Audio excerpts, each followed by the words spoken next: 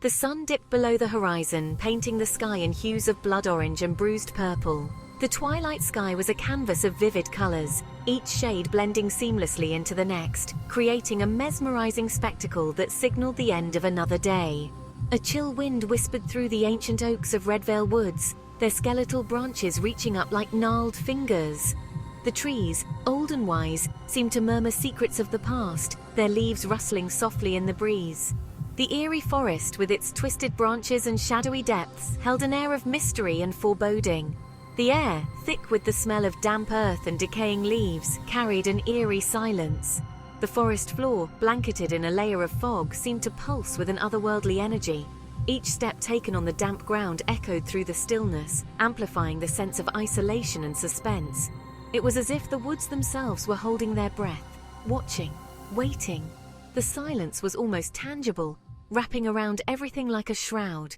The dark woods, with their ominous feel, seemed to be alive, their presence both unsettling and captivating. Nestled deep within the wood's shadowy embrace stood Redvale School, a looming silhouette against the fading light. The old school building, with its crumbling walls and overgrown grounds, was a relic of a bygone era. Its presence was both haunting and intriguing, a testament to the passage of time and the secrets it held. Its windows, like vacant eyes, stared out blindly, reflecting the growing darkness. The broken panes and darkened interiors gave the building an eerie, haunted appearance. It was as if the schoolhouse itself was a living entity, watching and waiting for something, or someone, to disturb its long-held peace. Tonight, the old schoolhouse would awaken from its slumber, its silence shattered by the arrival of 6 friends, each with their own reason for daring to enter its haunted halls. They approached with a mix of trepidation and excitement, their footsteps crunching on the gravel path. The friends, bound by curiosity and a thirst for adventure, were unaware of the true nature of the darkness that awaited them within the school's decaying walls.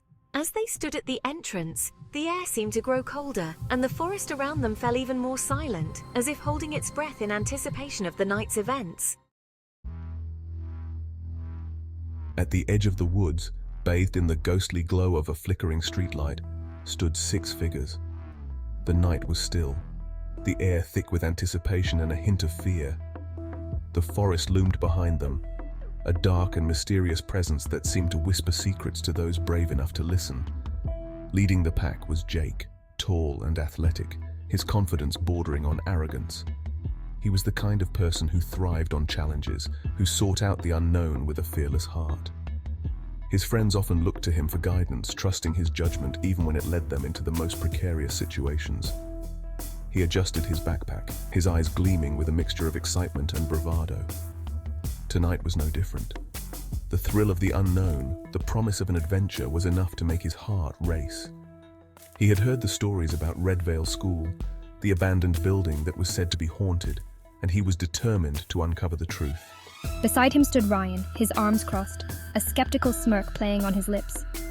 Ryan was the voice of reason in the group, the one who always questioned Jake's wild ideas. He was not easily swayed by tales of the supernatural, preferring to rely on logic and evidence. Ryan didn't believe in ghosts, not really. He had always been the skeptic, the one who needed proof before he could accept anything as true.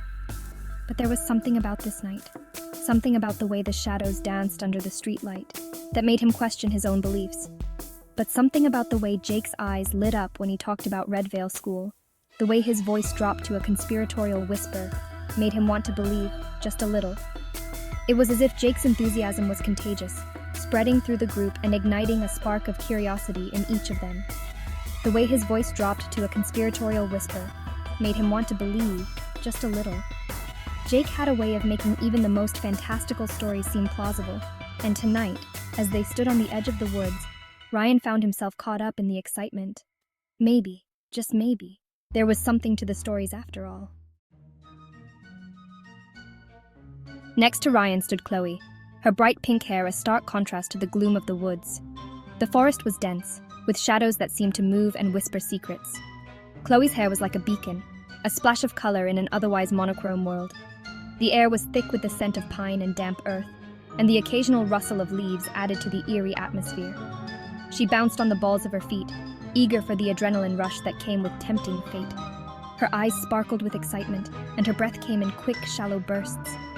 Chloe had always been a thrill seeker, someone who thrived on the edge of danger. The darker and more mysterious the setting, the more alive she felt. Tonight was no different. The anticipation was almost palpable.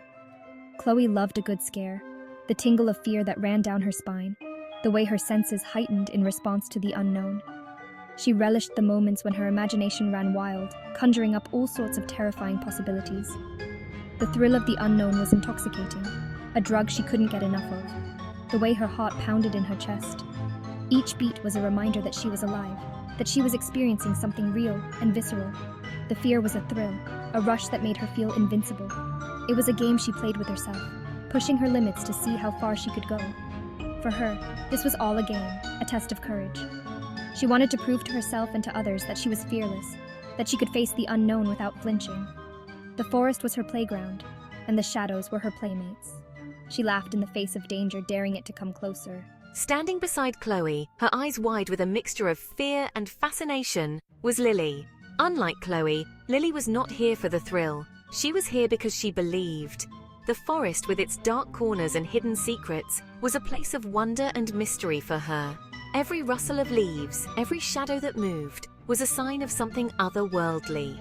Lily, who devoured ghost stories like they were candy, had always been fascinated by the supernatural. She spent hours reading about haunted places, ghostly apparitions, and unexplained phenomena. Her room was filled with books and articles about the paranormal, and she could recite ghost stories from memory. Who believed in the unseen world with an almost religious fervor. For Lily, the forest was not just a place to explore, it was a place to connect with the spirits she believed inhabited it. She felt a deep sense of reverence and awe, as if she was standing on sacred ground. The thrill for her was not in the scare, but in the possibility of encountering something truly extraordinary. Ready? Jake asked, his voice tinged with excitement, breaking the silence. Yeah, I guess so. Ethan forced a smile, nodding curtly, his gaze lingering on the dilapidated building for a moment too long. You okay, man? Ryan asked, noticing the flicker of apprehension in Ethan's eyes. You look like you've seen a ghost. Ethan chuckled nervously, shoving his hands into his pockets. Just thinking about all the stories I've heard about this place.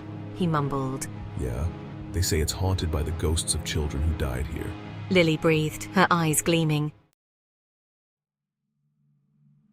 Don't tell me you actually believe that nonsense, do you?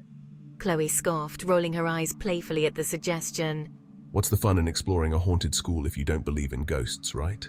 Lily shrugged, a mischievous glint in her eyes, clearly enjoying the moment. Don't worry, Ethan. If we see any ghosts, we'll definitely protect you.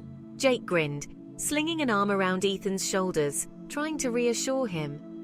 Ethan managed a weak smile, his stomach churning with a dread that had nothing to do with Jake's empty promise.